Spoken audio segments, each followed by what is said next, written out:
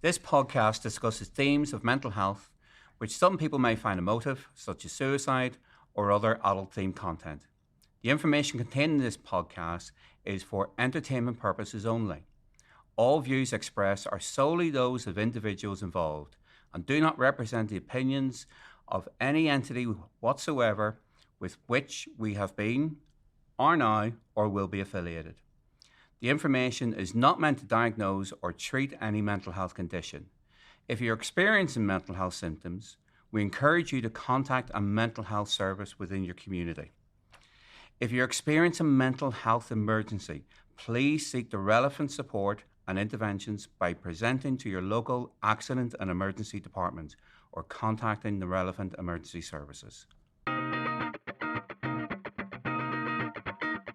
You're listening to the Men's Mental Health Podcast, The Man Hug.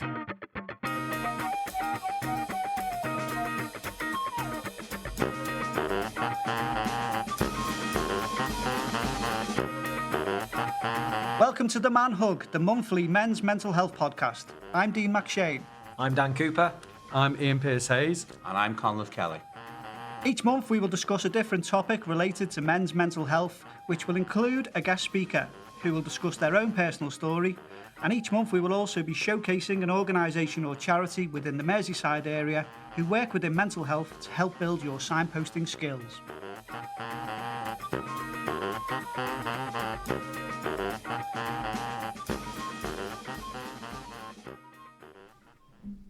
Hello, welcome to this month's Man Hug. On this month's Man Hug, we're focusing on the theme of male domestic abuse. And we've got some more great guests. A little bit later on, we'll be joined by some of the guys from the Paul Lavelle Foundation, which is a male domestic abuse charity.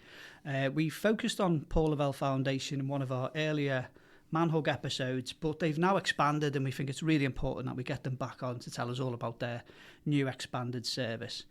Our first guest is Kevin Crimmons, who is the Head of Subject for Adult Nursing and Health and Social Care at Birmingham Newman University. Kevin, welcome to the Man Hug.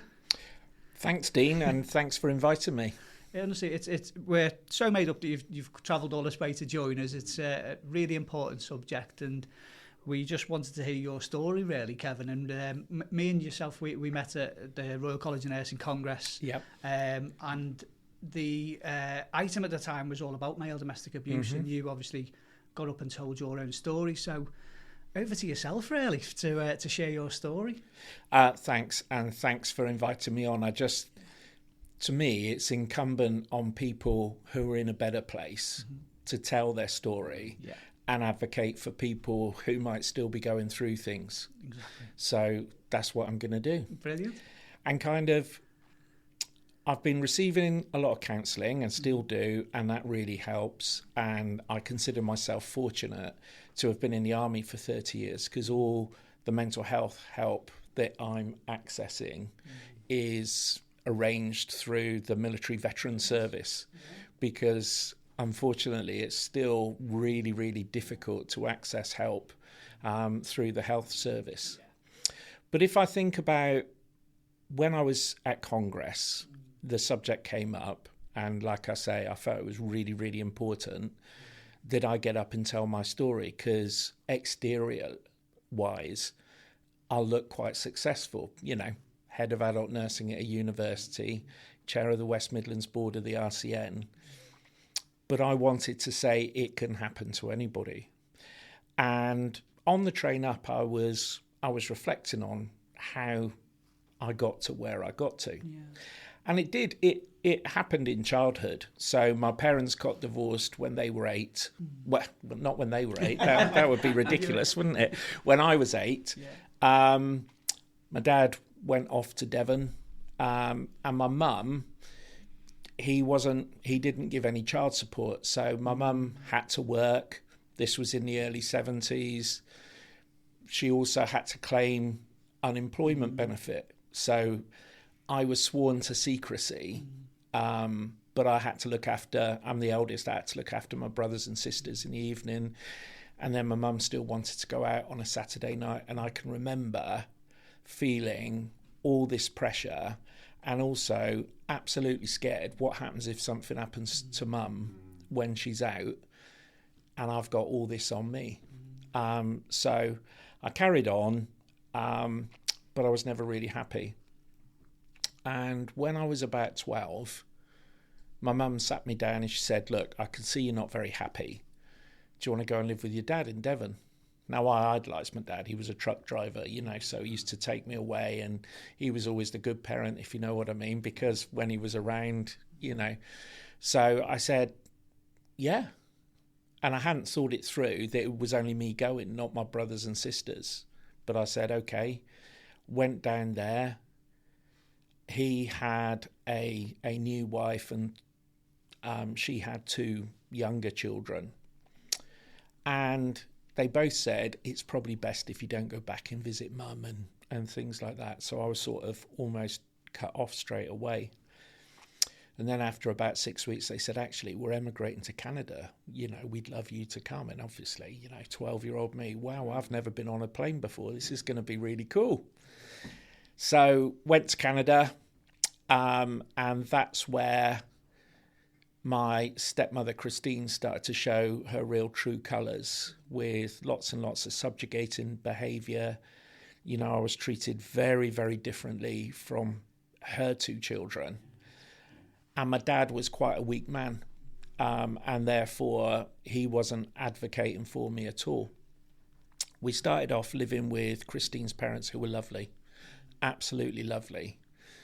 And then we moved into our own place, and within 4 weeks of moving into our own place, I can remember it was just after Halloween. I was sat in the living room with the other 2 children, and I could see Christine nudge my dad, who said, look, you're coming to a teenager now. We think you need your own space. So we've done out the basement.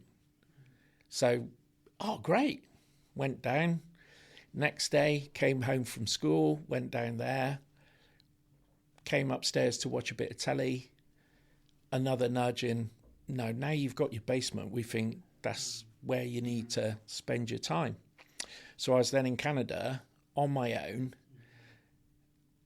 isolated, down in that basement, not a bit of a square peg at school, not making a lot of friends, and feeling absolutely cut off, feeling like I burnt my bridges back in England, and just feeling hopeless, really. Just to school, down to the basement, listen to the radio. Until one day I got called into the principal's office to meet a nice lady from the social services, who said, your mum and dad feel it would be better if we take care of you now. I moved into foster care. How old? 13 at this stage. It was actually brilliant because, I don't know how much you think about fate, but before that, the local church used to send round a bus and take kids to Sunday school and whatever, and I had nothing else to do. And it turned out the guy driving the bus was the pastor of a Church of the Nazarene in Woodstock in Canada, which is where I was. Lo and behold, that was my foster family. That Reverend, Eugene and Ardith, were absolutely lovely. And I lived with them for 18 months, and they actually wanted to adopt me. But at the same time, social services had reached out to my mum back in England and said what had happened. And she said, well, he's got to come home. So I thought, yeah, I want to go home. So I went back to England. But once I was back, I always felt like an outsider within my family, because I'd had that gap. It was nice seeing my brothers and sisters, but I never felt that natural as breathing relationship that you have. And I certainly didn't feel that with my stepdad or my mum, really. So at 16, I joined the army. Went away to the army, which in hindsight wasn't the best move that I could make, and particularly not being a nurse in the army, because I very much had this feeling of subjugation.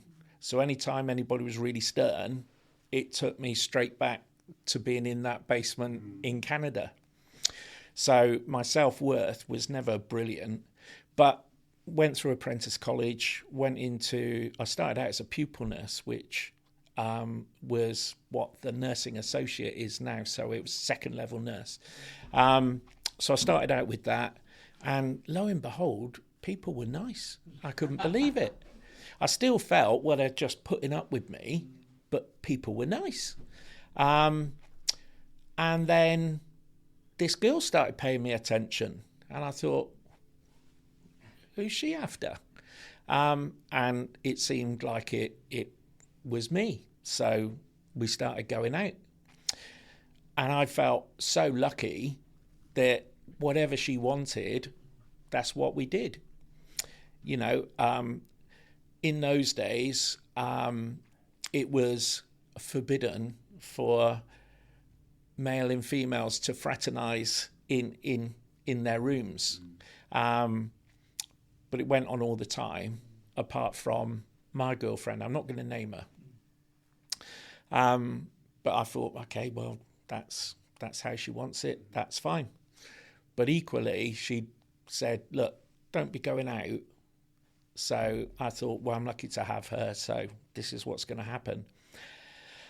And I kind of walked over 2 or 3 years into marriage, because I thought, you know, she's good looking, she's nice, and I'm never going to get anybody else. So I walk into marriage. And, you know, when I look back on it now, you know, her family were almost the same when I used to go and visit them. And then when it came to the wedding, you know, they said that they'd pay for it. But then I didn't even get a choice in the suit that I wore. It was picked out. This is the suit you're going to wear.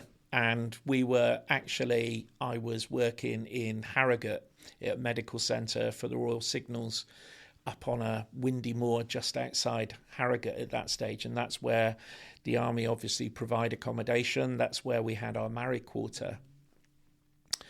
And life continued much as it did before,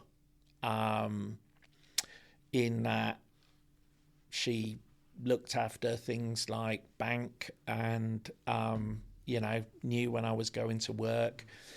If I needed to go away for anything, then she'd tell me exactly when to phone. Mercifully, this was the days before mobile phones, so it's not like that 24/7 tracker or anything like that. But she didn't need it because, you know, that's how it was. And then we moved to Woolwich in London, to the military hospital there, because I'd been successful in getting a place on a conversion course. But the conversion course, the Army didn't do them at that stage, so it was down in Essex at Basildon. Fantastic. But again, windows of when I had to be calling her, but also I had to be available just in case you wanted to phone the nurses home. And then every weekend, all days off, back home. And obviously there'd be times when she'd get really angry. You know, if I said, look, I can't really do that. Because after I finished on the conversion course, I went back to the military hospital and I went to the burns unit. And it was, so the Army ran the regional burns unit for South East London, and I really enjoyed that. But things would get heated and she'd get violent.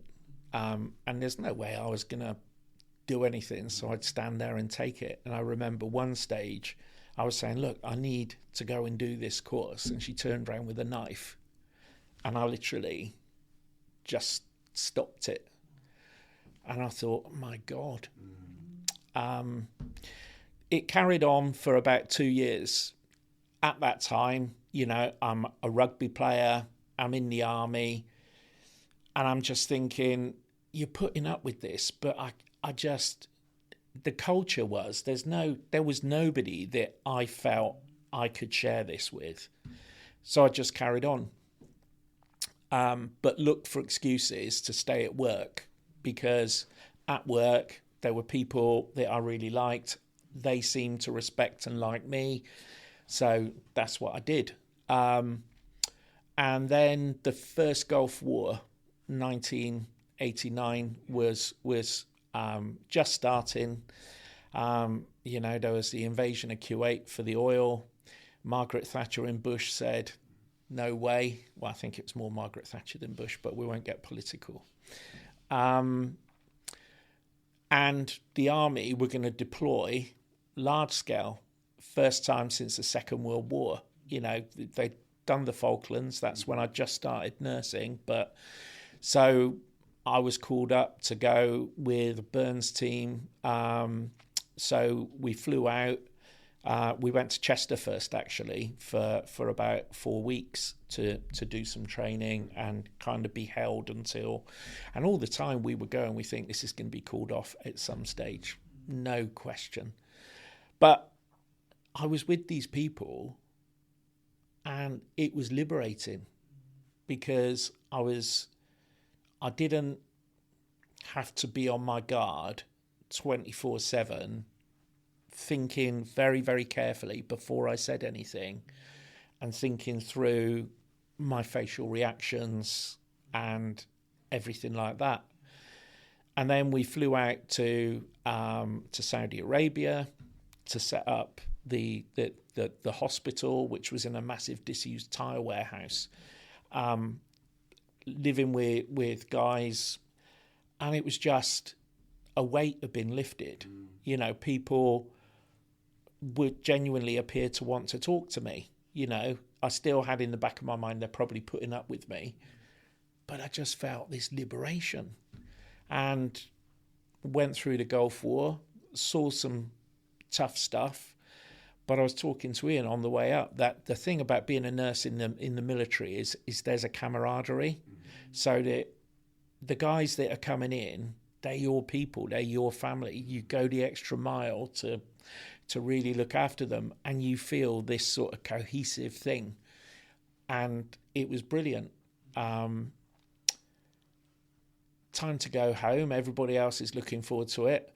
One thing that happened while I was there was we get blueies, which are the airmail all-in-one letters that you sort of write, seal up and send. And if you had a particularly bad one, you'd put it on the notice board. And I won clear for a month because I got a bluey that said, oh, by the way, don't worry, I've looked at the life insurance and you are covered. If anything, we're covered, actually, if anything happens to you out there. And I thought, Jesus. So I pinned that up on the board, and absolutely, I won the week, then the usual Dear Johns and things like that. When the plane touched down back at Bryce Norton, I cried. A little bit of relief, a little bit thinking of some tough things that I saw there, but mostly knowing what I was going back to. And it was every bit as I thought. Shortly after that, I'd done so well on the Burns team that they wanted to send me to East Grinstead to do the Burns in Plastics course and become a full-time member of the team. And while I was there, I just couldn't take any more. So I did go back and say, I'm going to leave. We had 2 small children that I was going to have to say goodbye to and that I wanted to see. And it was horrible, but I did it because at that stage, I knew I would have 6 clear months of somewhere to live, somewhere that wasn't in the military accommodation, because all of our social circle, everything, would not see my wife as the person causing this. So I met somebody while I was on the Burns in Plastics course who's now my wife. Totally different, an absolute revelation. Because we'd split up and my wife was no longer in the army, she would be given notice to quit and she moved and took the kids back to, and I couldn't see them. A couple of times I went up there and there was a horrendous row in front of them, and I felt, what am I doing to these children? It's better that I don't upset her, because I don't know then what's happening. And then I had to go. So before they went up there, my wife had sort of told all our friends a real story. And I, as you did in those days, her mother had written to the army saying, they don't think I'm in my right mind because I've come back from a war zone and I've just split up with my family.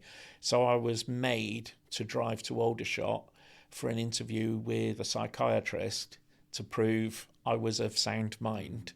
It's not like that in the army now, but in those days it was. And then I had another meeting with the commanding officer and my wife, because she told them that I wasn't giving them any money or anything.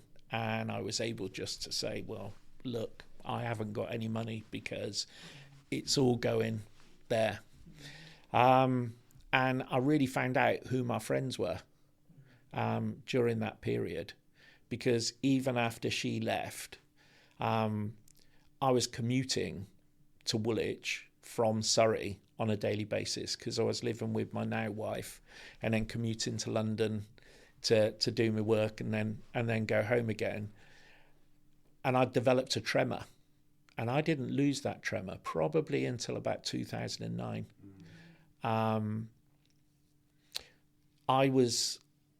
Things are brilliant now. So at that stage, I was a corporal in the army. Having my wife Fiona behind me, with that reassurance, I started to make progress in my career, so that I'm in a really good place now. But I was an external examiner for a while up in Newcastle, and the train stopped where my ex-wife lives. And I would have physical symptoms and shakes and absolutely avoid all eye contact until we were well clear of that town. And I guess those feelings, the reason I told you about my childhood is I think it was those things that made me sleepwalk into the marriage, that even afterwards, and this is, so while I was in the army, I was in a job with very strong women and lots of rules and regulations. So that subjugation thing, every time something like that happened, I wasn't a well-balanced, could see perspective.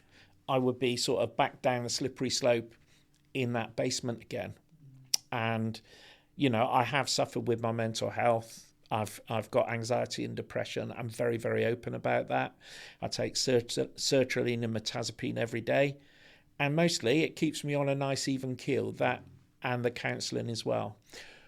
But I would say it's only in the last 6 or 7 years that I've managed to get over the guilt of leaving my children, because shortly after myself and my wife got together, we moved to Canada for 3 years. So I lost all contact for a long time. And I didn't feel I would be able to reinstate that contact at that time. So I was carrying a lot of guilt. Anytime anything came on the TV, how could anybody abandon their kids? All of that really lived with a lot of guilt. So I had periods where I was really depressed and had to be off work. And as I say, it was the military veterans' mental health. And again, I felt a bit of a fraud, because actually I found going on operations and I've been on sort of all of them up until I left. So I did both Gulf Wars and some other stuff in between. That to me was the pinnacle of my career. That is when you are your most creative as a nurse, where all I've got to do, I haven't got to worry about anything. I just get up in the morning and do my job and have a bit of banter with the guys. But I have to say, it's only in the last sort of 6 or 7 years that I can finally start to put, and it was EMDR that actually helped me, a form of psychotherapy. I'd had CBT and that hadn't really done it. I was relapsing really, really, it's like anything. If you're regularly talking to somebody, you feel good about it. But then when you're back on your own, you relapse. But actually doing the EMDR is what really, really helped me kind of process and refile some of those feelings. Yeah. Unbelievable. And that's kind of my story. Oh, well, I just want to thank you first off. It's such a powerful story, and I think lots of things kind of resonate. But there was a phrase that you used at Congress where you said that you didn't realise that you were in a violent relationship till you got to a war zone. Yeah. and you just tell that within your story there, and it's absolutely unbelievable. I think with what you're saying now, upon reflection, and you're in a good place in that, do you think it was because of being in the military that you found it hard to be able to tell anyone and wave a flag and say, look, I'm struggling here and this is the reality? And with that question, really, would anyone have kind of believed you, do you think? I don't think so. So the time period I'm talking about is the late 80s and very early 90s. Bear in mind, it was still illegal to be a homosexual in the army at that time, and there were lots of my friends in that situation. So I saw how that was handled. And it's kind of this traditional thing, that if there's a marriage breakup, it's obviously the guy's fault. There was nobody that would have believed me, particularly when they looked at the size of my then wife, that they would believe that this could be happening, because they'd look at me. I was functioning at work. In fact, I enjoyed being at work. I was playing rugby, part of the unit rugby team. And being in the military at that stage was so insular, because if you were single, the accommodation was within the hospital grounds. If you were married, the accommodation was adjacent to the hospital grounds, and everybody lived in that accommodation. So everybody knew everybody, and if there's not sort of violent rows, then nobody really knows what's going on. So I just felt absolutely trapped. And I tell you how frowned upon it was. At that stage, I applied for a commission to go from being, at that stage, a sergeant to becoming an officer. And I was told, don't put your application in now, because your marriage breakup would very much go against you. Now, that's the army then. I did subsequently get my commission, but that was the environment. So yeah. Do you know sort of, within the military now, are people a bit more protected around their mental health? Is it something that's changed quite Very a lot? much so, yeah. It's mostly because obviously people in the military, you see a lot of horrible things. I can give you an example. So when I went on the second Gulf War, we would have to treat anybody that comes through the door. We've got a Red Cross. There would be prisoners of war. Now, there's a language barrier, and some of them would be in pain. We'd have their pain medication written up, and it might be that they've had as much as we can give them at that time. And so we try to explain through the interpreter. And it transpired afterwards, and this is what I found it difficult to deal with. They thought we were torturing them because of the methods that would be employed if we'd have been taken prisoner.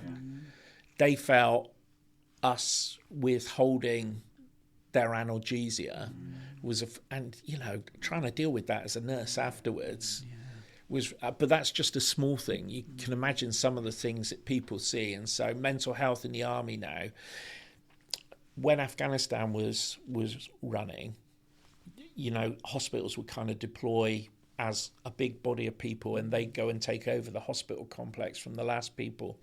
When they came out, they would usually fly to somewhere like Cyprus or to Aldershot, and they would be held for 2 days before they went home to their loved ones to decompress, to do some decompression, some discussions or whatever, and then at the end of that also be signposted to where you can get further help. Yeah. And it's so important, isn't it? We process these things. We've done quite a few episodes on trauma and, you know, unexpected sort of violence and lots of other subjects, but I think that processing is a really big important thing, isn't it? Yeah. In terms of, you know, you mentioned the help that you've got from the veteran service since, and you mentioned the MDR's worked for you, which is fantastic. How easy was that to sort of like access, and how sort of much have you tapped into that? I've tapped into it loads. Brilliant. It is very easy to access now.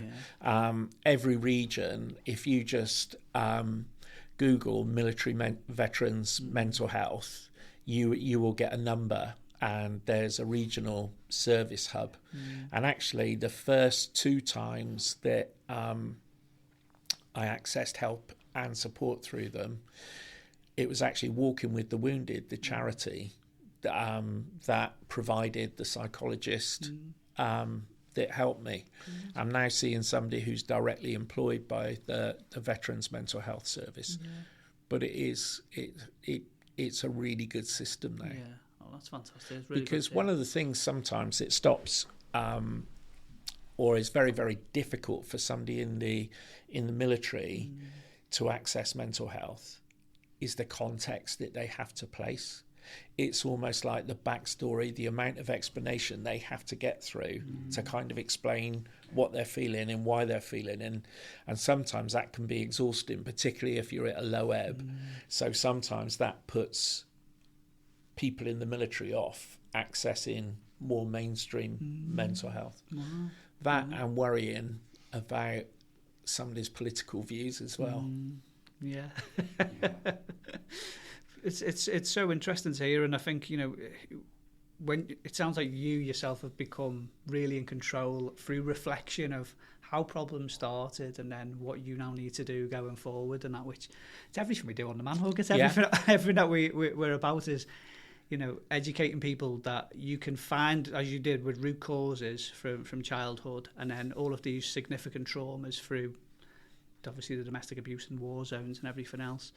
But then it sounds like you've done exactly the correct pathway of everything that you should be doing in terms of addressing it and seeking that help as well. So I suppose as an educator and as a lived experience, what's kind of your advice for anyone out there, you know, who might ever be going through something similar?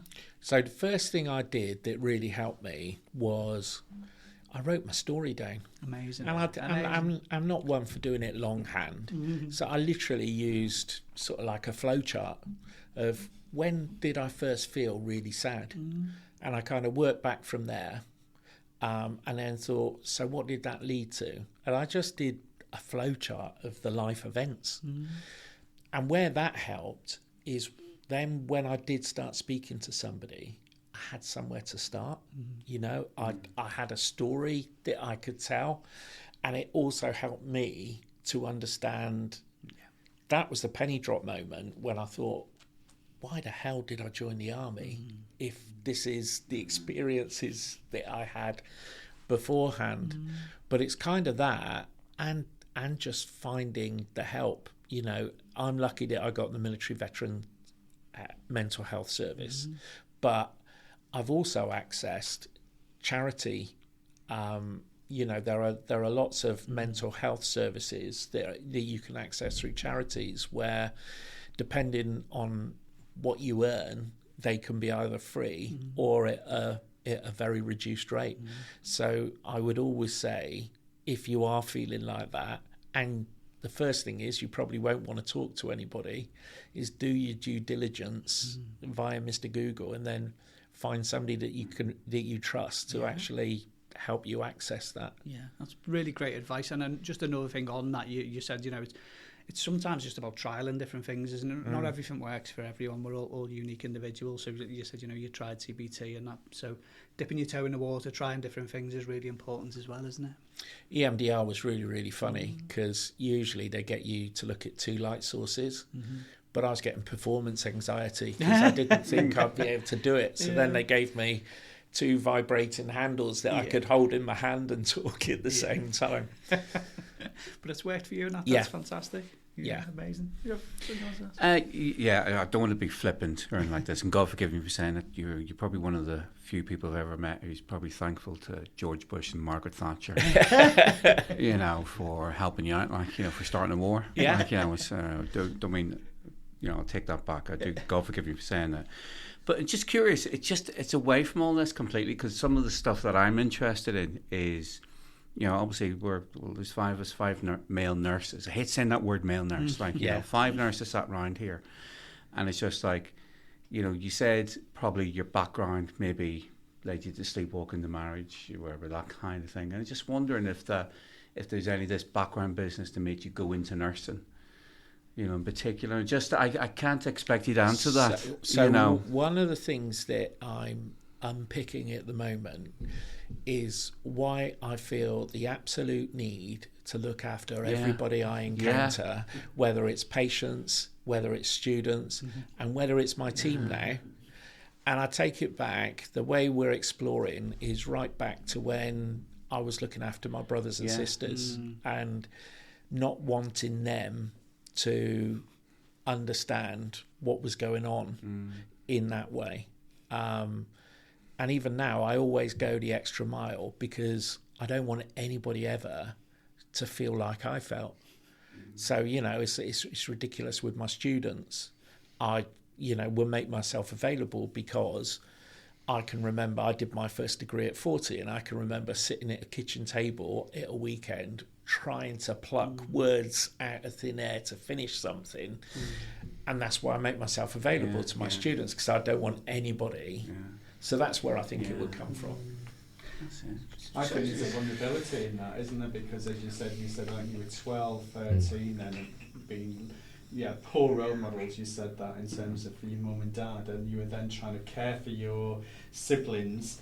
And I wonder, I think Connor's picked on some of it, which I think is right. He said you weren't picking that in terms of what nursing's about, and it's about that caring. But I also think, I think that's the same probably for all of us to some extent. But I also think for me, you said you had, no confidence. You were totally vulnerable, I think, at that time, and because of that lack of role models, it's, my heart just it aches really because of that. And I think what I got from nursing is that is a skill set, and it's given me that confidence in that role, albeit, as you said, in trauma and everything else, but you're the best person to do that because of the trauma that you'd experienced yourself, that then you're able to act in a really therapeutic way to care for people in a really skilled way. And I think it's finding yourself in those, shitty circumstances, and I just think that's really powerful. It's given you, and what I really admired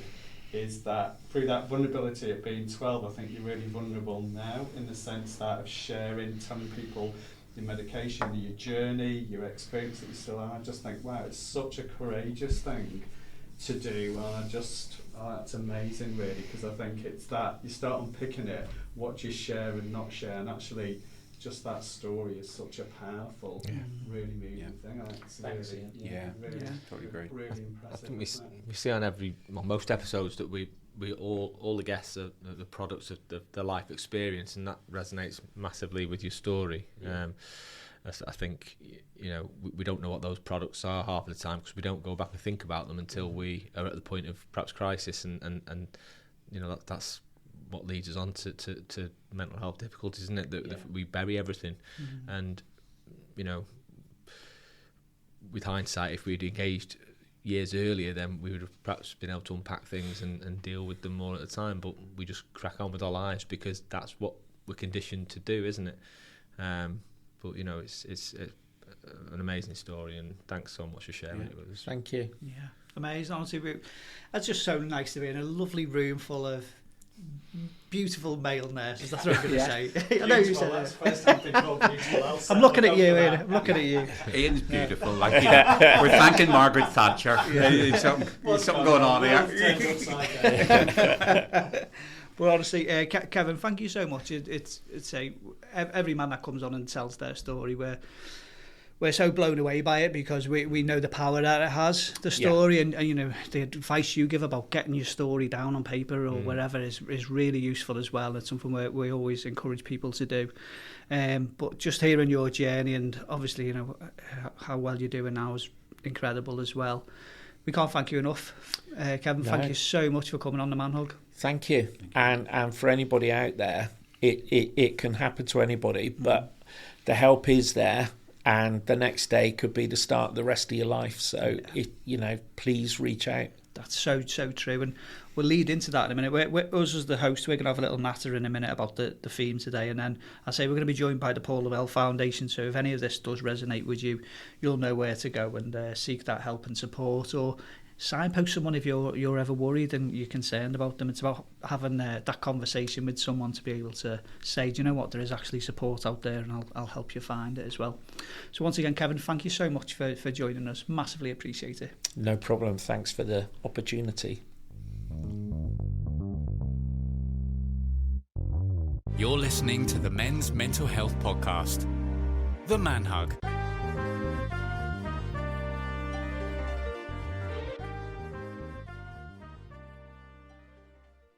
So thank you once again, Kevin, for being such an amazing guest. It was so remarkable to hear a man's story of domestic abuse. But in doing so, we're hoping that, you know, people will come forward or be able to help people if they've got any concerns. So once again, huge thanks to Kevin. So just us as the host, we're just going to have a quick natter about some of the key statistics and things that we found in relation to male domestic abuse. But some of these we will also bring up with the Paul Lavelle Foundation.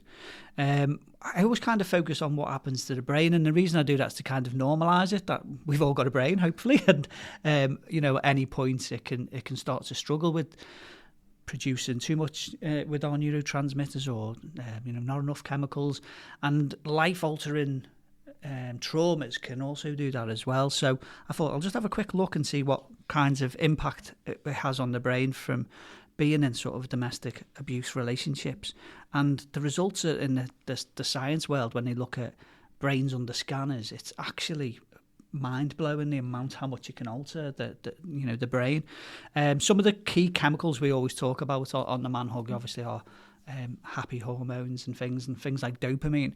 Well, those also as well, because they're associated with reward and craving. Dopamine can reinforce abusive cycles.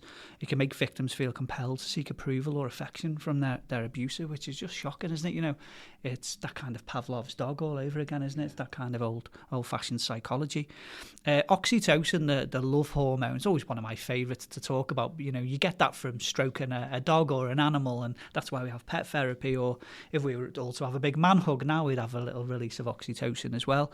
But that bonding hormone, that love hormone, if you look at the science of that in domestic abusive relationships, it can reinforce attachment to an abuser. It can make it harder for victims to leave. So again, that's like shocking, isn't it? That our brain's stopping us from doing something because of these releases of chemicals. It does impact on other neurotransmitters, the ones that regulate pain and pleasure as well, and the ones as well involved in the body's stress response. Obviously, you know, they can become very dysregulated. And the really important thing, and going back to Kevin's own story, if these are left long term, the effects on our mental health gives an increased vulnerability to conditions such as post-traumatic stress disorder, depression, anxiety, and even conditions such as psychosis as well. So that's why it's so important that at any level, when people need that psychological support, they get it early, you know. One thing that we had a chat off microphone before, which again is a really important thing that I want to reiterate in this talk now, is that when we talk about male domestic abuse, we're not just saying this is women v men, you know. Men live with men, you know. This is something that again has come up in an awful lot of the LGBT charities in particular. The amount of domestic abuse in, for example, gay relationships is a serious issue. Male victims often face unique challenges in these relationships as well when it comes to domestic abusive relationships. But when you look at the key LGBTQ plus charities that put this research and data out there, some of the figures, 1 in 2 gay men have reported to being in a violent relationship. That's absolutely shocking statistic. The forms of abuse as well may be quite different as well in LGBT relationships. And one of the big ones that is often very coercive control is the threat of outing their partner as well. Which again, it's something that you just don't really think about in society, do you? Unless you know someone that's going through that or similar. Financial abuse, physical violence, emotional manipulation, all reported in these LGBT reports as well. And often as well, we spoke about barriers with Kevin's story of being in an occupation that he felt that he was not able to, seek the relevant support. That's one of the big things that also crops up an awful lot in LGBT research is around many male victims in particular struggle to access it due to the stigma or fear of not being believed because, it's two men in a loving relationship. And there's also a huge lack of specialised services as well for that as well. Some may hesitate to report abuse due to concerns about discrimination as well or being misunderstood by authorities. Now, in terms of the prevalence, we mentioned 1 in 2 gay men, but around 11% of LGBT people have experienced domestic abuse from a partner, but the rate significantly rises to around about 17-18% amongst Black, Asian and minority ethnic LGBT individuals as well. So again, if we're thinking about these specialised services that are required, they're lacking greatly, So just off that as well, I did have a little look at special support for LGBTQ plus relationships. One of the greatest organisations that I've found for just receiving support straight away, if you go on reducingtherisk.org.uk, they've got a whole LGBTQ plus section there, and there's access to direct support. IDAS, which is IDAS, Gallup, GALOP, and Respect all provide confidential support tailored to LGBTQ plus victims of domestic abuse as well. We mentioned as well before, male domestic abuse also can be, might be from a stepson, it might be from your partner's brother, male on male, it can be anyone within that domestic abuse relationship. So I think we really do need to try and get out of that mindset of saying, oh, well, it's not women v men. It's not always about that. We know from Paul Lavelle's own story, who was, sadly murdered by his female partner. But we need to look at the whole aspect that, this sort of domestic abuse, gender doesn't discriminate. It's not about, male v female all of the time. And obviously what we've learned is one death is enough, where we need to do some action and put better services in for people. And, thank God for people like the Paul Lavelle Foundation, who we'll be talking about a bit later on as well.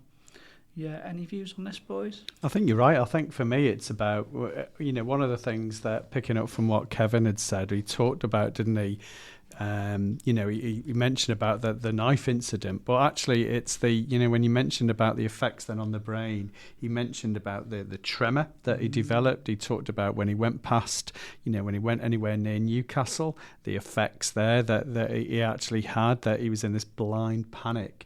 So you can see that. I just think that the physical response, I think, from that, and it's just, I think, relationships for all of us, are so important, and we put such a stress on that in society, and it's so important for us, isn't it, to have that loving relationship. So it's pushed right up there, and I think that adds to that sort of pressure. And therefore, when you looked, and you mentioned examples then in terms of the, gay couples that, you can imagine you sharing the most intimate things about yourself with your partner. That's the nature of relationships, isn't it? And then someone's going to out you when you've shared, there's a vulnerability that comes with that, because you've shared, these are your, we use things like our soul partners, that we tell things probably no one else knows, things that we don't like about ourselves that we share with that. And that's the vulnerability, isn't it? It's that thin line between love and hate, isn't it? That, the song is true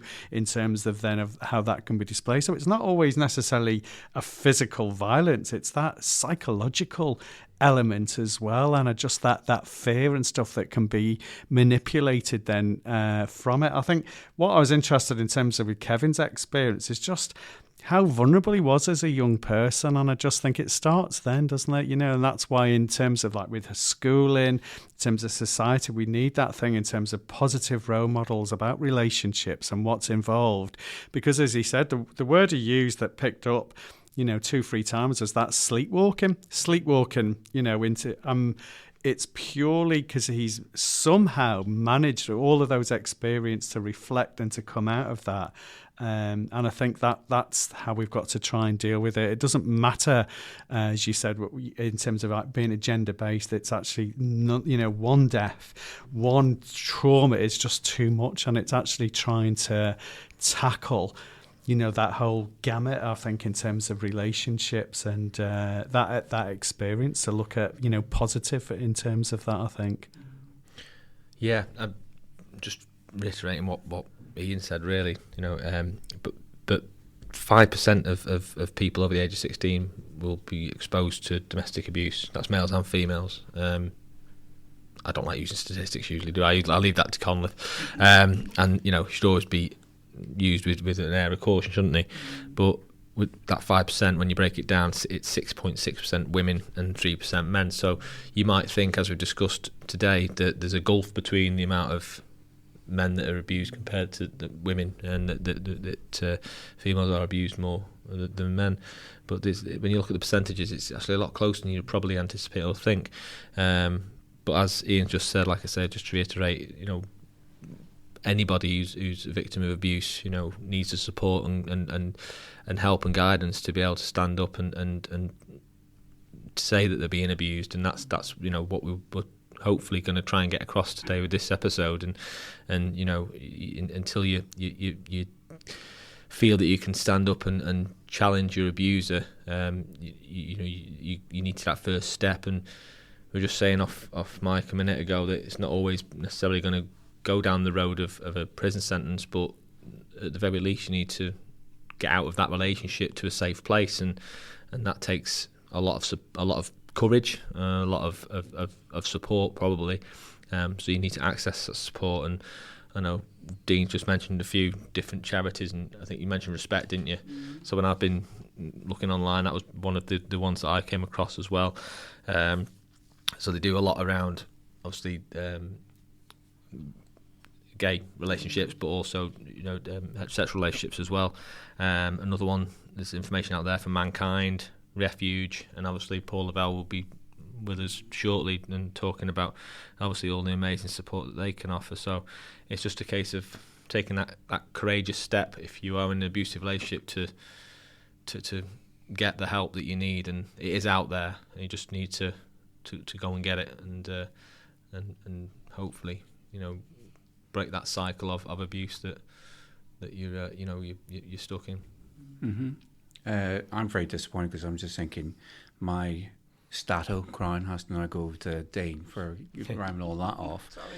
But 2 pages of stats he's got there. Pages. But the thing is that it's things are changing now. You do look back on stuff, whatever, and changes are being made. And yes, there's still a long way to go. There's, it's stepping stones the whole way. I don't know if any of you remember, donkeys ago, we had not the 9 o'clock news.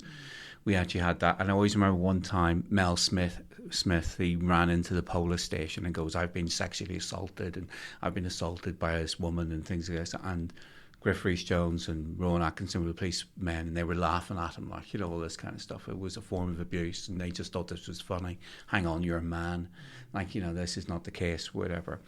And also, whenever it comes to abuse, obviously we need to think of all the different kinds. Like, yes, per Kevin, was that issue of physical abuse, the issue with the knife and things like this, whatever, which is one which has happened, which we've seen happen, and sadly will happen again. But obviously there's financial abuse, emotional abuse, psychological abuse, all those kind of things as well. And sometimes it can work for people. This sounds terrible what I'm going to say now. Like, I remember my mum and my dad, which happened in so many families. The dad would come home with a wage, here's the wages, whatever, and my mum would give him his pocket money. And that really worked for them, though. It worked really, really well, and that was a good thing, but there is that element where it goes too far. And one group in particular I always think of, and people used to curse them, but you remember we had Fathers for Justice. Like, you had maybe parents who split up. All that kind of stuff, Spider-Man, all these kind of things. And so basically you had these parents, and so, but the father was still being abused because the kids were being used as a tool and things like this. No, you can't get access and things like that. So you had Spider-Man or Batman climbing these bridges and things like this, and people going, oh, fucking hell, I'm going to be late. Like, this is what they're doing. This is how they're risking their lives to actually get this message across, things like this. And and so the thing is, what I'm saying, it's recognizing that abuse, as we said. It's like, yeah, okay, I don't get hit, or I don't get bloody scalding cups of coffee thrown over me, things like this, but there are other elements to it. Coercion. Yeah. That's what it is. It's subtle. That's it. Like, it's those things you need to be, looking into, like, and it is that issue around talking about it, because I was just saying off mic there as well, like I was with a couple of colleagues there the other day, and somebody says, oh, happy wife, happy life. And I said, oh, that can be seen as a form of domestic violence, domestic abuse, male domestic abuse. And everyone go, what? And next thing it just went really quiet. I went, that's a conversation stopper, isn't it? Like, and it really did. It created this unease whenever people thought, oh, shit. Like, things guess, whatever. So it is around it. And yet we still a long way to go. As you said, Sean's coming in from Paul Lavelle. I did go down to see them doing the marathon, which I'll bring up later as well. And God love him, it was such an awful day. It was shitty rain. And we're rolling along the prom, and wind's obviously blowing one way, so it was either going against them on the way or coming back. So I really felt sorry. I respect them. I'll tell you what I noticed with the video that you posted, that as they set off, the commentator said, I'll see you all in 2.5 hours. I'm like, what? 2.5 hours? I can't do a half marathon in that time. I was like, I'll go and get a cup of tea. I'll see you in 2.5 hours. Driving down and the gales, and it's like, I'll see you in 2.5 hours. But I think one of the things that you have touched on there as well across themes is this healthy relationship education that's really required. And I know Paul Lavelle Foundation have got into schools, but how much do we need that on the curriculum? If we're going to create boys and girls, men and women who are acknowledging what is healthy relationships. And I would go back to this old psychology mantra of, if you're around it and you're in that social learning theory, and if you are in a house of regular domestic abuse and violence, you're not going to know any better. No. And it's obviously breaking this cycle of violence for future generations as well. But this whole healthy relationships education is massively needed, and especially as we've spoke with LGBTQ plus communities there as well, for our young people who are going into these relationships. The education around it is so valid, isn't it? So I think it is something that is greatly... It's giving them the power to break the cycle, isn't it? And to have the knowledge and the awareness of what a healthy relationship is, It is that, because once again, I'm going back to online pornography. It really does freak me out. Get your head out of your hands, Dean, or whatever. I thought you were going to talk about your catalogues for a minute. And keep your hands above the desk. Yeah. Anyway, but the thing is, it's just like, there are issues with it. I know of people at the minute who are going through misogynistic abuse within schools and things like this, whatever, which is absolutely unbelievable. It's terrible, but these are the things that actually are going on. And we got the likes of the Andrew Tates in this world who got access to social media, all these kind of things.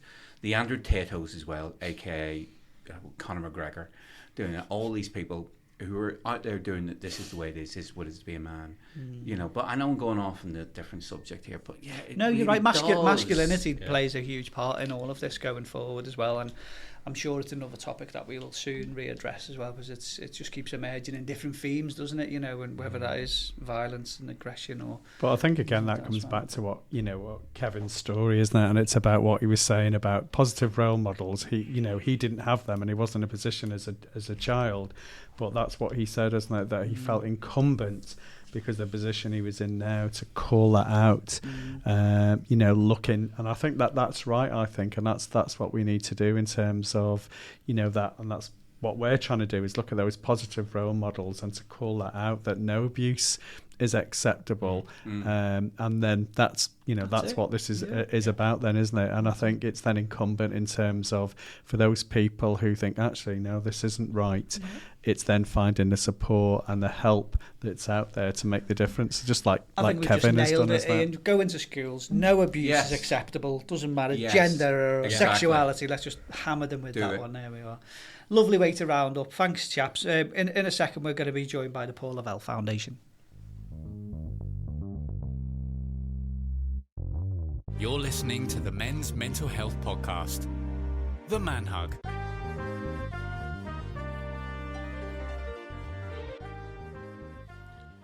Okay, it's this part of the Man Hug where we shine a spotlight on a service, and obviously hearing Kevin's story today, it's really important that we get a service that is focused on male domestic abuse. We're joined by Paul Gladwell, the co-founder of the Paul Lavelle Foundation. Paul, welcome back. Pleasure. Good to see you again. Yes, Yeah. you joined us for the Pivotal Points episode with Michael Branch. Yeah. And for that, we were just talking about life-changing moments, weren't we? And obviously, Yeah. Paul's story was a life-changing moment. But for this episode, we're solely focused on male domestic abuse. Yeah. And so I think we'll just start for anyone who doesn't know anything about the Paul Lavelle Foundation. Just tell us a little bit about it. Basically, well, we lost our mate Paul, to horrific circumstances to a domestic abuse case several years ago. We were just a big group of lads, party lads. And next thing, that just changed everything, we weren't educated with it. None of us had a clue about it, like many are like today, until they come crashing to our doorstep. And that was when, myself and Steve said, we've got to do something about this. Steve said, we need to keep Labby's name going. And we need to highlight, what's happened to him. And the more this case went on about Paul, the more stuff started seeping out. Why didn't he tell us this and that? And we heard more. It wasn't a one-off, there was several incidents that we finally got to hear about. And I thought, why didn't he speak to us? And, as I said, we've had to educate ourselves over a long period of time. I mean, it took a while. There's even some people who even now struggle to say Paul was a victim, in ways I think, Paul would be embarrassed about it, which is in itself says it all, doesn't it? If he wasn't embarrassed about it, maybe he may have said something when, she'd hit him and prevented him going to work, stabbing him in the legs. None of us heard about that till he was gone, punching him about. The neighbours knew more. When we went down to his flat the morning we lost him, a neighbour who we know come out and said, it was there, she was always at it. And we're like, at what? And so, that's when we just started educating and think, we've got to do something about it. How many men were going through similar situations and probably thinking they're not even victims of domestic abuse. That many people. It's not all about a punch or a smack, is it? No, far from it. It's all the mental side, financial, messing about with the kids, parents alienation, the list goes on. Yeah. So when you came together, and you said we want to set something up, what was like your main aims? What did you The main aim actually was to keep his name going, support Paul's family, and just highlight the issue with male domestic abuse. Yeah. I mean, where we're at now, I don't think that was the initial plan, but it just snowballed, and it just grew and grew and grew. We didn't walk, we run. Building where luckily, because me and Steve and a couple of the other lads, we've got our own businesses, we work, so we had to bring people in because we couldn't sustain where we're at now, doing it with what we've got as a day job. So we brought like Sean in and Nicky, and they've set up all this service. Chris Shaw, as we spoke about, they've set up a brilliant service now, and we've got a brilliant support team now, brilliant network, all very close, and we brought men in, supporting them. We've actually got men now who were on our support system who work for us, Wow. basically. Yeah. So it's brilliant to see. How powerful is that people coming out with that other side, getting the support and then they're helping others. Does that give people hope who they're sort of supporting? It massively, doesn't it? Yeah. I mean, we have the peer support groups on Monday nights, you know, these fellas who turn up very apprehensive, worried about pressing the buzzer, think it's just them. They open the door, there's 20 men there, all batting off each other, and the next thing they hear, it's not just me then, is it? Yeah. And that's where it comes, and you say a lot of these men have lost access to children. We've supported them through the court system. One of them who works for us now, you know, his story is fantastic. He's a wonderful fella as well.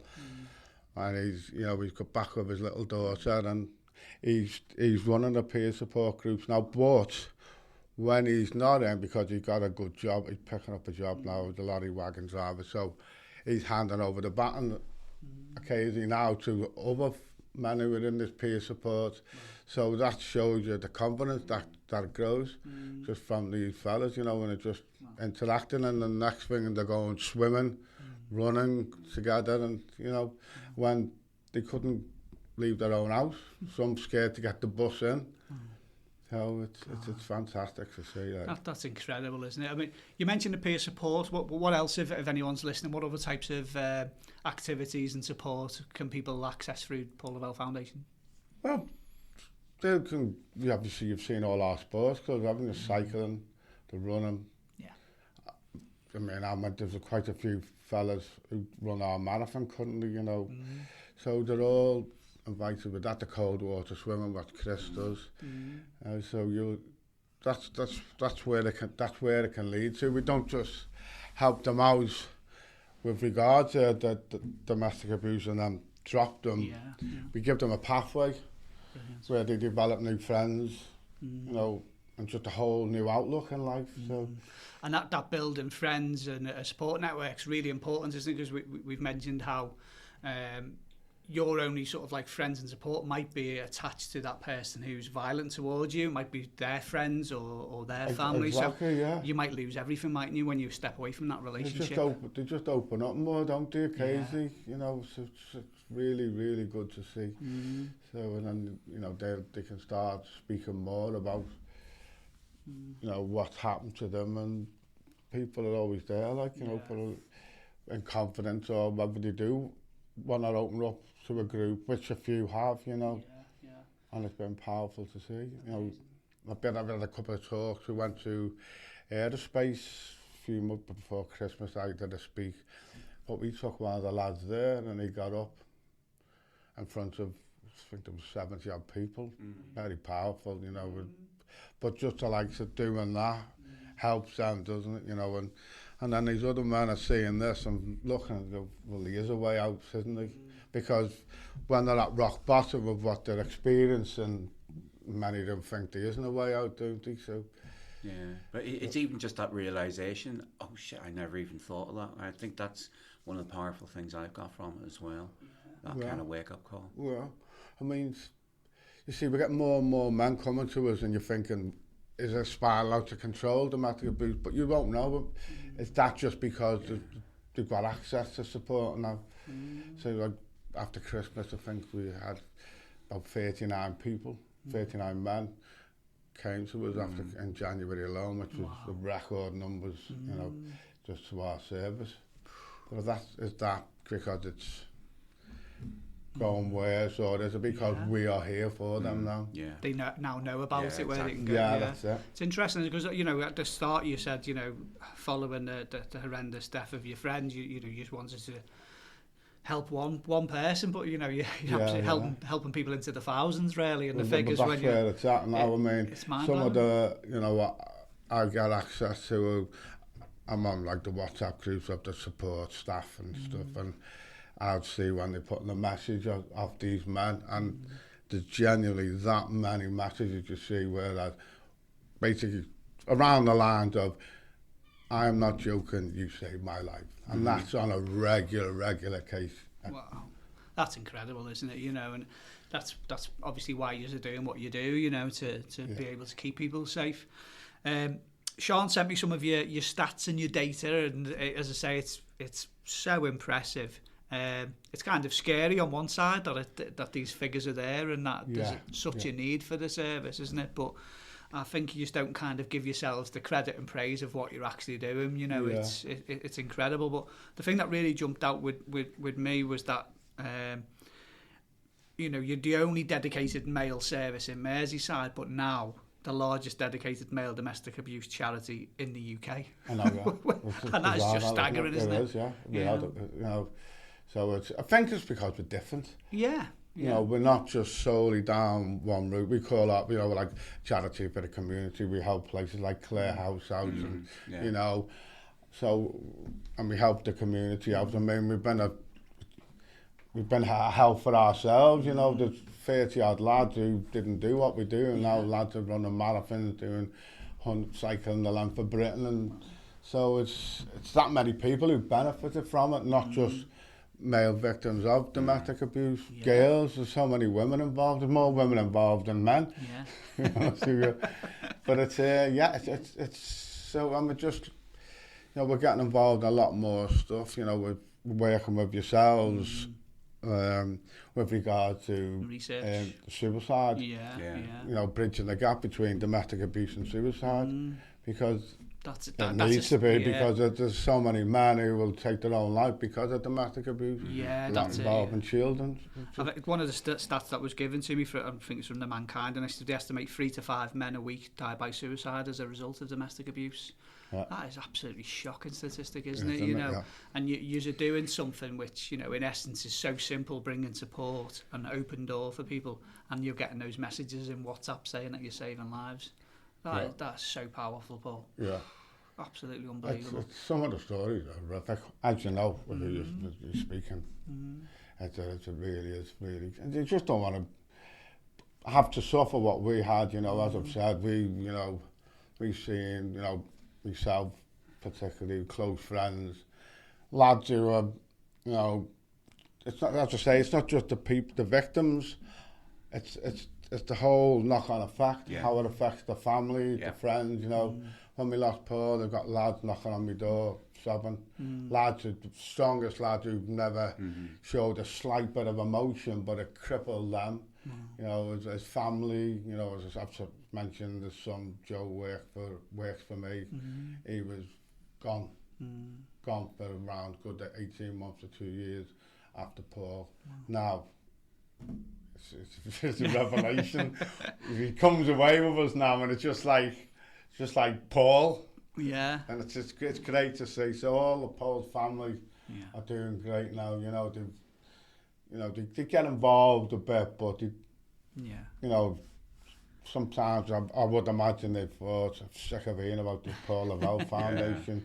But you know, the good side of it is, you know, I said we did a bench for Paul opposite Bramley Moor last week, and his mum and his son were down. His mum's loving it, you know, so it gives them an outlook, you know. So. Yeah, that's it. It's incredible. And as you say, often people don't think about the support that's required for family afterwards as well, and it's lovely to hear that you do all of that as well. Just off that, I mean, again, this is something that kind of, for a lot of listeners, will be quite shocking, really. Now stating that the Paul Lavelle Foundation is the largest male domestic abuse charity, and that, I mean, that does sound amazing, but if you look at the income of £270,000 and 6 staff, and then when you look at the largest women's charity, which is Refuge, and it's 27.8 million and 441 staff. We're a bit away, aren't we? You know, in terms of parity. It is. Well, I could say a lot more, but you know, a lot of them charities as well say they support men now. You know, wanting the male pot. So. As we've said from the word go, unfortunately, we are bottom of the pile. So we're just trying to, you know, climb up that pile somehow. But we'll always be down there because of, sadly, how men are treated, you know, the man up thing, basically. You know, so that's, you know, it's wrong, you know. As you say, we are also working, you know, we're trying to work with the government, you know, through with Mankind and the Men's Alliance, trying to change this VARG issue, you know. If you're an abused man, you're labelled under violence against women and girls, which is an insult to these men. Yeah. And it's another way of, you know, putting men off opening up, because as I say, the ignorance fuels male silence. Who's going to believe me? Yeah. No, and that's what's got to stop, you know. It's a really interesting point, isn't it? And men and boys don't have a health strategy, do you know, in this country, and it's great to hear organisations like you are campaigning for that and lobbying the governments, because that's what's needed, isn't it? You know, we have a violence against women and girls, but we don't have one against men and boys strategy, do we, as well? So there's so much that needs to be done. For me, this year, we were at the Royal College of Nursing Congress, which is a huge event, you know, and the Royal College of Nursing is the biggest nursing union, and this was high on the agenda. Yeah. And it's good, because I think they want to lobby the government as well. But one of the things that was very shocking to me was to hear, you know, major cities like Birmingham, London, Manchester don't have the likes of Paul Lavelle Foundations. We are, I will big us up over this. I think we have really exposed Merseyside to the issue of male domestic abuse and educated our area. Unfortunately, it's not, is it? You know, the rest of the country hasn't got something like us. Yeah. No. And how easy do you think it would be to replicate, you know, a similar service in other cities so that it is accessible for men all over the UK? It's we get men from other parts of the country. They would join on a peer support group via you know, FaceTime and stuff like that. I don't know. I think it's tough because of who we were as a group. You know, we're talking 30, 40 men who've been friends for 40 odd years. You know, we've done everything together. We've stayed loyal. So if someone wants to set something like that up in Birmingham, they haven't got that. So it's difficult straight away, isn't it? I mean, we helped fund ourselves because of the amount of things we were doing in the first place, and they struggle with that. You know, even locally, there's some, you know, great support networks, but they struggled with the funding, of course, especially if you're a male group. So we're lucky with that in one sense, and we've got a massive network now with the group of lads, and they've got different friends, and like of Liam Hanlon, who's, you know, massive out, you know, he's got a massive web himself, like so. So it is tough. You know, we speak. You know, we're friends. I speak a lot with the Scottish people now and again, Amos, and they struggled. You know, based in Glasgow. You know, where it's rife, but again, funding all the time. Even mankind can't do what we do. No. And they're national as well, aren't they? As well. Yeah. Just to stay local, and again, one of the interesting things, just to show how common this is. The Freedom of Information request to Merseyside Police in 23, there was 7,119 male victims of domestic referred into their vulnerable persons units. You know, that's where a frontline officer goes and attends a domestic abuse call out, and they've deemed it to be the victim to be male. That's a staggering statistic again, isn't it? You know, and that's just men who have been brave enough to make that next step, isn't it, and reach out for help. You know, it's shocking. So in terms of, we know there is a huge need for support. How much in terms of NHS, social care and government are funding these issues? Is it still far, you know, miles behind, would you say? Or? Yeah, well, so we're getting it locally now, with you know, say with Willow Council, Liverpool City Council, and now Sefton as well. So we're getting that much loads. The police, you know, our Pathfinders, where we're going to schools, that's carrying on again. We're getting, I've mentioned about, you know, we're going to work with Tomorrow's Women with regards to stalking and harassment support. You know, there's I think it's 1 in 11 men will be stalked in their lifetime. You know, and I was just reading, it's only like 7% of these stalking cases actually get resolved, get to court. So that is a major thing that needs to be addressed as well. So we're getting support with that. So we have to be careful, you know, how big we get, because we don't want to overload our support people. Exactly, You know, because we've been turning stuff down because of that. Like, so we don't know where we'll go in the future, whether if we were to expand around the country. Yeah. But say it's a big weight then to carry with us. Like, so last time you were here, you were based on the Wirral, but you've now got an office in Liverpool as well. So just tell us a little bit about your recent expansion. Yeah, that's a satellite service in the Albert Dock, prime location. Nice little place, nice little building. That's on a Wednesday. Yeah.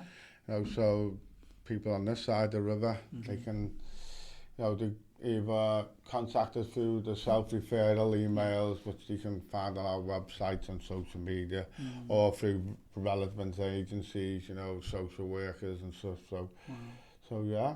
It's, and what did it? Is it for like a counselling service or for like peer support? Yeah, this is It's the same service as what we've always issued. You know, we say we offer a lot of legal support as well. Yeah. So it's not just sitting down listening to a man's story. It'll take it further to the end. Yeah. And after it as well. So because it's just more and more over this side now as well as more people. That's it. And it's amazing that obviously Liverpool City Council are seeing this as an amazing way of getting men support through an existing model that's done so well on the Wirral. Yeah, I think we've educated a lot of the services in Merseyside, the police. You know, we had a breakfast morning 2 years ago, and I think we had 80 policemen from Merseyside there, and they got a bit of stick, you know, in that, and you know, nothing. But we had a lot of people speaking, a couple of the males, and you know what? At the end of it, the leader of them stood up and said, you know, I'll hold our hands up. We need to educate ourselves a bit, and since then, the relationship with us and them has been brilliant. You know, and that's really positive. That's what you want, isn't it? You know? Definitely, yeah. That's it. You know, one is enough, isn't it? You know, I mean, we don't need to see these statistics of 7,000. You know, one person's enough for action to be done. One of the things we've spoke about in our little host natter, we were speaking about LGBTQ plus groups as well. There's recent reports come out about the rates of men v men as well have really gone up in terms of domestic abuse. And another angle we were looking at, which again is from people who've spoke to us, is that it's not always partner as well. When we say domestic violence, we're hearing stories, say for example, that it could be your stepson, for example, who's violent towards you. We've found that out a lot. We've actually been asked regarding it as well. You know, quite a number of times. I'm sure if we got something lined up where, you know, it will involve, you know, minor abusers, basically. You know, I've just said before as well, there's a lot of male on male, you know, partners. Sadly. You know, we've had some real shocking cases regarding. You mentioned like you've got a good relationship with the police and that now. Is there other services where you know got that kind of rapport where you're able to signpost in if you feel that you need some extra support? We've got somebody like that as well. So say with all on Merseyside area, we're just great with everyone. You know, tomorrow's women, as I've mentioned them enough times, you know, they were the people who, you know, got us going. I mean, it was me and Jason Williams. We went to the Floral Pavilion when we first started, and we walked in. It was 100 women, 6 men. You know, the first Wirral Alliance it was on domestic abuse, and we just got up and spoke from the heart, and we had half the room crying, you know. And then we sat down. Everyone was like, you know, we weren't just sitting there doing bullet points. We just off the cuff. And you know, she came up to us and said, don't worry about not having the certificates, this and that. He said, you just speak from experience, you smash it. And you know, they invited me down to their little hub, which she said, you're the first man who would give a proper escort around here. It was like a little village, you know, in Birkenhead, an old school, what my mum used to go to, actually. And, you know, the support we had off all them, like, was been brilliant, so we work well with them. Amazing, that's great.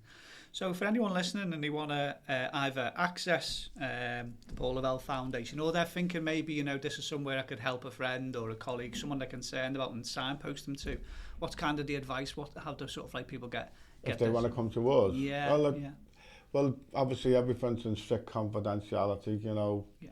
You get it on our website or social media, there's a referral page. You don't have to put any names down. It's an automatic email. It'll ask you to write down, give a brief detail of what's been happening, who it's happening to, whether it's yourself, your mate or your son. And following day, one of the girls will give them a call and say, you know, what do you want to do? Do you want to come in? You arrange a one-to-one. We've just upgraded our hub, put another room in, so we've got like 3 silent rooms now. Brilliant. So when they can come, I'm at a little back door, so no one knows if they're coming, rather than coming in through a main entrance. You know, if no one comes with that, so they just buzz on the buzzer and sneak in this little room and, you know, sit down and speak to them, and then they open up. That's brilliant, isn't it? You know, you say it's probably going to be very daunting for men to come and access that help, but you've done it in such a nice, accessible, safe manner as well. And safe, but you know, there's not been, you don't need a one who regrets it. Yeah, that's amazing, isn't it? I think one of the stats I remember reading last month when I was at Nursing Congress was about there's a certain number of times where a woman will receive violence from a man before she goes and accepts help, and when you look at it in the reverse, it's about double. So men will be victims of violence usually double the amount of times, and they'll put up with it before they say, do you know what, I need help and support. Of course, because I mean, the sad fact of the matter is, if a man is getting abused, he's the one who's going to lose his children. He's the one who's going to lose his house, unfortunately, isn't it? Yeah. You know, not every time, but mostly. So there's so many men who are stuck in an abusive relationship because they are worried, petrified of losing their children, the house that he built. Because he will, and they end up on the street. I mean, you've got 80% of, you know, homeless people are men. How many of them are victims of domestic abuse? I've read, I think, around about 10%. Could be a lot more, if you ask me. So that's what happens, and it's wrong. You know. I think one of the really interesting things as well, what stops men coming forward for help, is maybe that stigma as well. And we know in Kevin's story, he was saying about how he couldn't tell anyone in the army because it was like, oh, you know, you can't be a victim of male domestic abuse. You're a man that's in the army type of thing, and there's that kind of perceived stigma. But then we've heard a lot of men as well who've had that from going maybe to A&E or, you know, being seen by a healthcare professional and having the same kind of reaction from people who are trained professionals, you know. That's just how, you know, how long it takes to change that mentality. God knows. As I said, you know, a couple of weeks before Labby, we lost Labby. You know, we come to our house and we were talking, and he goes, and he did, I've said it loads of times. He said, "Mine's a crank," and I just laughed at him, and that was that. If that happened now, I would say, what do you mean? But because I was so uneducated about it, not my fault, but it's just the society, isn't it? You know, so, but as I said, he'd be, you know, we've had friends who've said he'd be embarrassed about being labelled a victim of domestic abuse, and he would, and I think that's wrong, isn't it? It is. Yeah, it is. His own mothers have said that. She said he would, Paul, that's wrong. Yeah, and how many other victims would say, you know, would be exactly the same, you know. But as we say, what one death's enough, isn't it? Not to be embarrassed about, is it? Not at all, you know. Any questions you want to ask? Well, not really answer. It's just more or less just getting that message out there. Like, you know, it's like some of the lines we were hearing. Like, I remember in some of the talks, like one of the things that was actually said, it's easier if I take the abuse. Like, you know, because you stand up to it, like, you know, I can actually, I know it's going to escalate. I'm glad what you said about the kids and things like this, whatever, because we did in our Knitter Natter, we talked about the Fathers for Justice and things like this, how children are being used as tools, device weapons, like, you know, doing this against the fathers and things like this. But, and, you know, and it's just going, well, what is abuse? And just trying to, you know, those things being put out there for people to actually realise this. Like, I remember it wasn't a domestic issue, but, you know, for myself, it was a malicious rumour that was going around me, and I freaking, like, Dean knows about it, and it completely, like, you know, it was terrible, like, you know, what actually was done and things, and the sad bit about it is, it was around the time of my mum's death, So my mum's death is now tainted with this malicious rumour. But it affected my wife, affected me, affected everybody, like, you know. But whenever I went to the professionals, they just went, no, we know it's not true, just leave it, just forget it. And it's just like, no, like, you know, and so I jibbed them off, you know, doing this. But to me, it's around getting it out there for people to actually realise, oh, shit, this is me. I am getting abuse, like whether it's physical, verbal, you know, emotional, all those kind of things that go with it. But I'm glad you brought up about the kids. I think that's really important one. You know, they are just used as a tool. Something like that.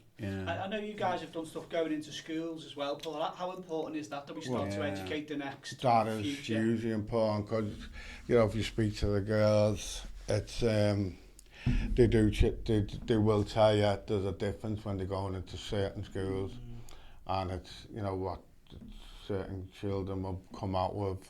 It's sad. Yeah. Really, really sad. But it's just a board game. But we're creating our own one now, the digital one, and it just makes them interact so they can what's right and what's wrong. You know, only little mild stuff. Yeah. But it's the children out there who think that is normal. Yeah. Sad as it is, you know. It's true. And then when they're playing this game in class, that's obviously triggering them, and it's teaching them what's right and what's wrong in the home, because that's where it's got to start, hasn't it? Yeah, definitely. You know, it really has, and respecting, you know, both ways, men respecting the women and vice versa. Yeah, that's it, isn't it? The education needs to do around healthy relationships in particular, and obviously we've got this other toxic culture at the moment of, you know, masculinity and social media, and that's obviously, you know, it's playing into our young males. It's horrendous, in particular. You know, I run all our social media pages, and Twitter is a lot, obviously, it's a lot more like political than Facebook. Facebook's all your family, but on there, and it's toxic, isn't it? It shouldn't be like that, and I mean with men as well, you know, men and women, you've got your feminist ones, and then you've got these men, and I think a lot of men who've been victims of domestic abuse go down the wrong road of hating women, and there's some who I watch constantly, you know, they'll try to interact with us, and, you know, we'll be very careful, you know, we seldomly interact, but you get the same men all the time, and you can just see they hold a serious anger towards women because of what they've experienced, but they shouldn't be that way. So that's another problem again of domestic abuse, where these abused men turn into basically a bitter, angry man towards every woman, which is wrong. So lots to think about, isn't there? Lots of work to do, but thanks again for rejoining us. Obviously, we hardly invite people back, so you're obviously very good, but but obviously with the expansion and everything you guys are doing, it is incredible, and I think only realising this year from Nursing Congress, when other cities aren't as lucky to have what we have, the work you guys do is just off the scale. It's absolutely incredible, thanks. And to hear it saving lives, that's why you get up in the morning, isn't it? You know, amazing. So anyone who wants to access Paul Lavelle Foundation, as Paul said, you can go onto their website and follow their social media as well. There's always loads of amazing things going on their social media. So if you want to get involved in fundraising, because as we say, you know, all of this is only there because of hard-working people raising funds. You know, so if anyone wants to do anything, if you're jumping out of a plane next or running a marathon or anything, then please think about the Paul Lavelle Foundation, because they are saving lives. With a parachute. Hopefully with a parachute, yeah. But amazing. Once again, Paul, thanks so much for joining us. Thanks very much, lads. Cheers, much appreciated. If you or anybody else you know is struggling with their mental health, visit hubofhope.co.uk or download the app today and find local and national mental health support. So follow us on Instagram at the Man Hug Podcast.